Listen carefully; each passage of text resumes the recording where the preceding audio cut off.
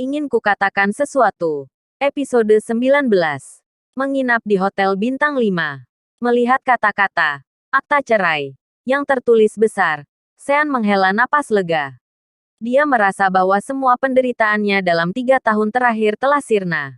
Kini Sean bisa berkata pada dirinya sendiri, akhirnya aku bukan lagi menantu parasit yang tinggal. Sean berjalan keluar dari pintu pengadilan negeri dengan penuh rasa haru. Pelatihan selanjutnya adalah pelatihan bisnis. Sean ingin mengabdikan dirinya untuk karir bisnisnya di rumah mertua. Pada saat ini, Gianna mengejek Sean. Ya, kamu sudah bukan lagi menantu parasit yang tinggal di rumah mertua. Kamu sudah menjadi menantu yang dibuang. Bahkan, lebih memalukan daripada menantu parasit. Menantu yang dibuang. Menantu yang diusir dari rumah mertuanya. Terserah kalian mau menyebutnya seperti apa. Pikir Sean. Dia tidak ingin mengatakan apapun lagi pada wanita materialistis ini. Jadi dia memanggil taksi dan pergi meninggalkan mereka. Akan tetapi, Gianna merasa tidak terima. Jelas-jelas dirinya adalah pihak yang bersalah. Tetapi dia merasa belum cukup memaki si mantan suami tidak berguna ini. Gianna masuk ke mobil Cahyadi dan berkata, ikuti dia. Kita lihat, apakah dia meninggalkan Jakarta atau tidak. Cahyadi menginjak pedal gas dan mengikuti taksi yang dinaiki Sean. Lalu berkata sambil tersenyum, pasti dia naik kereta api dan meninggalkan Jakarta. Hidupnya di Jakarta sudah berakhir. Selain itu, dia juga tidak memiliki tabungan. Jika dia tidak pergi, apa dia akan makan angin di Jakarta? Seperti Cahyadi, Gianna juga merasa bahwa Sean pasti memilih untuk pergi. Tetapi, dari sorot mata Sean, rasanya tidak sesederhana itu. Saat Cahyadi mengemudi, dia melirik akta cerai yang dipegang Gianna dan tersenyum. Dia berkomentar, kenapa akta cerai ini berwarna kuning dan bukan merah?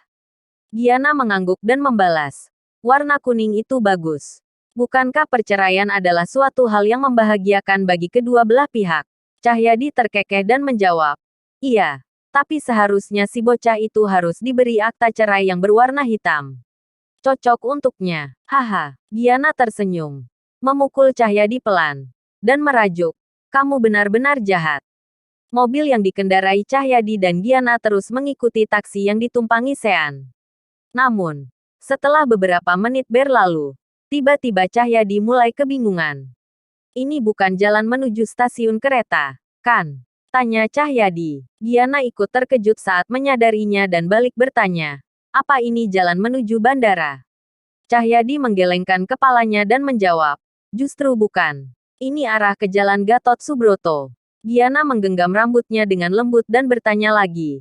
Apa jangan-jangan dia tidak akan meninggalkan Jakarta?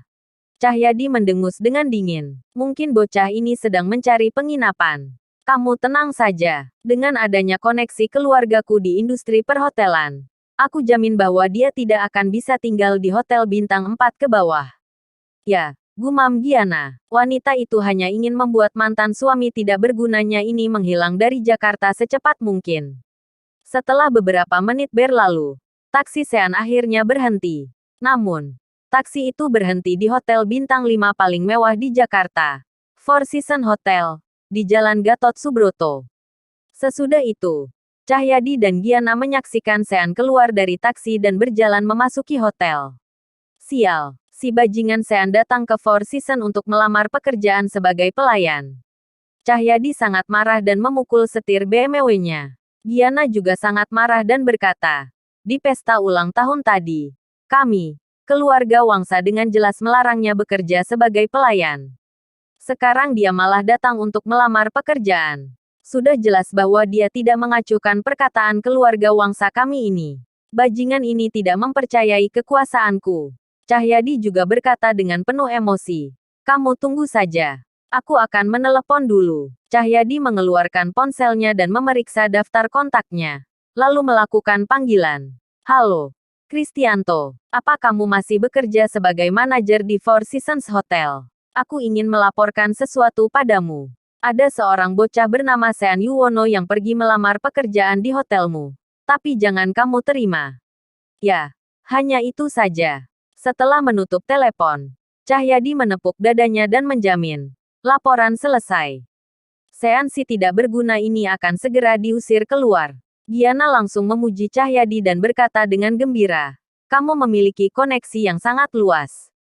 Siapapun itu, kamu pasti mengenalnya. Cahyadi dengan bangga berkata, semuanya adalah saudaraku. Haha, jika aku menyuruh mereka melakukan sesuatu, mereka akan merasa sangat berterima kasih. 5 menit kemudian, Cahyadi melihat bahwa Sean belum juga keluar dari hotel. Mau tidak mau, dia pun menelepon manajer Four Seasons Hotel lagi. Halo, Kristianto, bagaimana mengenai laporan yang aku sampaikan padamu? Kenapa kamu belum mengusir Sean? Bukankah dia akan tinggal? Apa dia bersikeras tidak ingin pergi?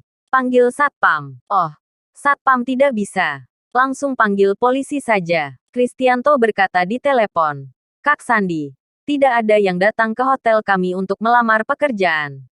Aku telah menanyakannya pada beberapa rekan kerja.